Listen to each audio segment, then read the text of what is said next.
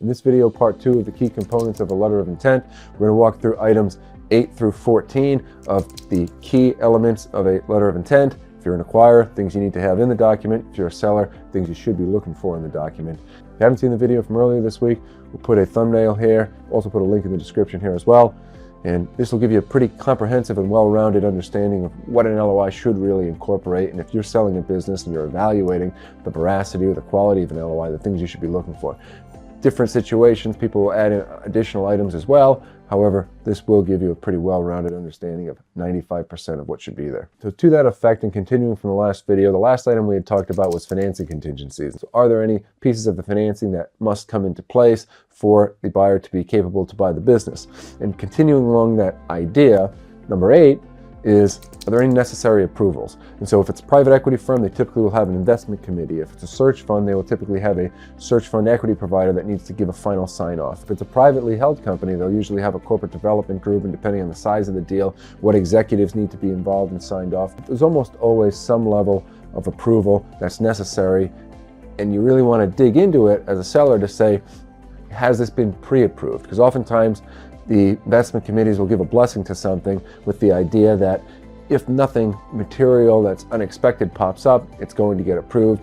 You want to try to push for that to better understand, is this going to see the first set of eyes after diligence? We really don't want that. We want something that's been socialized, that's been effectively pre-approved. And from a buyer's perspective, you'd want the same thing so that they're not spinning their wheels and spending endless money without knowing the probability, if you will, of the deal actually closing. And we want that probability extremely close to 100%, if not 100%. Moving beyond the contingencies and the approvals of the deal, we want to start looking to a post-transaction future. And in an LOI, it's good form to indicate some level of post-transaction transition. And so what is the executives and owners' role contemplated to be from the buyer's perspective? We should caveat that when a seller is selling a business, the 4 key components are going to be price, which we talked about last video, structure, which we talked about last video, transition, which is this component, and then stakeholders or employees, which we'll get to.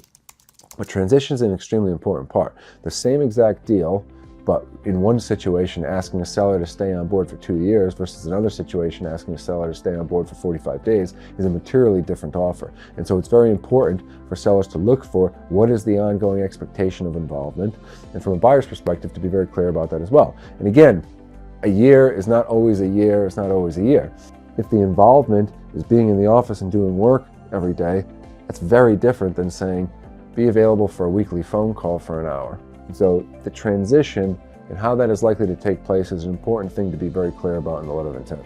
So building on that, number 10 are the employees. What is contemplated to take place? Now, nobody has a crystal ball and can say, okay, we are going to guarantee that all employees can work here for as long as they want, no matter what. And sellers are reasonable in those expectations as well. However, if a buyer can say, we're not looking to do any layoffs in X amount of time, we're not looking to make any material changes in Y amount of time, we are looking to hire more people and retain all of the important staff that's with the company, these are all things that can assuage some concerns. And while the future is never guaranteed, to the extent that these things can be discussed and some level of assurance can be implemented, to the extent that that is what's being contemplated by both parties or desired by both parties, then it's a good thing to talk about, but it's something that should be addressed no matter what as the document comes together. Now, number 11 is expenses. And so the process of evaluating the deal into diligence does come with some expenses. Now, from representing our clients, we really do try to optimize this and get as far down the path before any particular heavy lifting is done relative to attorneys, accountants, and we do try to keep these costs, and we have successfully kept these costs very well managed, but it should be indicated in the LOI how the expenses are going to be allocated. Typically, the language you'll see is that both parties are going to bear their own expenses during the diligence, and that's kind of the customary thing. As we get to the end of this video, we suggest obviously every LOI should be reviewed by a seller's attorney and a buyer's attorney, and this is one item that the attorneys will always look for, is the proration or allocation of expenses. Similar to that is number 12, the governing law. And so in a letter of intent, there will always be that clause that if there's a dispute or some disagreement and it comes to a legal matter, in which forum will this be held? And most of the time, as the seller's representative, we're always going to suggest it's going to be in the state of the seller, and 9 out of 10 times that is the case. In the case where there's a disagreement there, it tends to be in Delaware. But again, another item that lawyers are pretty keen to point out. Now, two more items here that can be pretty important, one from the buyer side, one from the seller side, is number 13 is the exclusivity period. And so if you're a buyer and you're going to enter into a diligence period with a seller and you are going to be spending real money to bring in professionals to further confirm all of the variables to the deal, you really want to know that your deal is not going to be shopped around, that someone else can't come in and swoop in and try to steal the deal. And so typically you'll see an exclusivity clause, in which case the buyer says, during this 45 to 90 day period, nobody else can come in and buy the company. You can't discuss the transaction with anybody else, and you really have to just be dealing in good faith with us. And candidly, if we're a seller or representing the seller for a company and we do not see an exclusivity clause in a contract, it does raise some alarms, because then we start to wonder, well, is this buyer just lobbing in offers everywhere and isn't sure if they're going to get the money together, so they're not even trying to pin down the sellers? It really should be something that the buyers are pretty adamant about. Now, there's different idiosyncratic situations that can warrant otherwise. However, for the vast majority of situations, if you're going to be entering the diligence, you want to be the only party there. Lastly, on the seller side, for protecting things, you want non-disclosure and no-poach provisions. And so what that means is, now by the time somebody's submitting an LOI, they've already executed a non-disclosure agreement between the buyer and the seller, so that the buyer is subject to that confidentiality agreement. However, oftentimes in the LOI, the seller will want to uptick the confidentiality to make sure that, given more proprietary and detailed information is going to be provided, that there's a certain level of enhanced protection. And then secondly, the no-poach provision is that typically after the LOI is the first time that the buyer is going to see the employees' names. And if they're somewhat in the same field, there's always the risk that the buyer is going to try to hire away some of the talent. And so it's very, very important as a seller that if it's going to be someone in a competing field, that there's a no-poach provision included in the LOI to ensure that this isn't the case. And that's it. Numbers 8 through 14 of the key components of an LOI.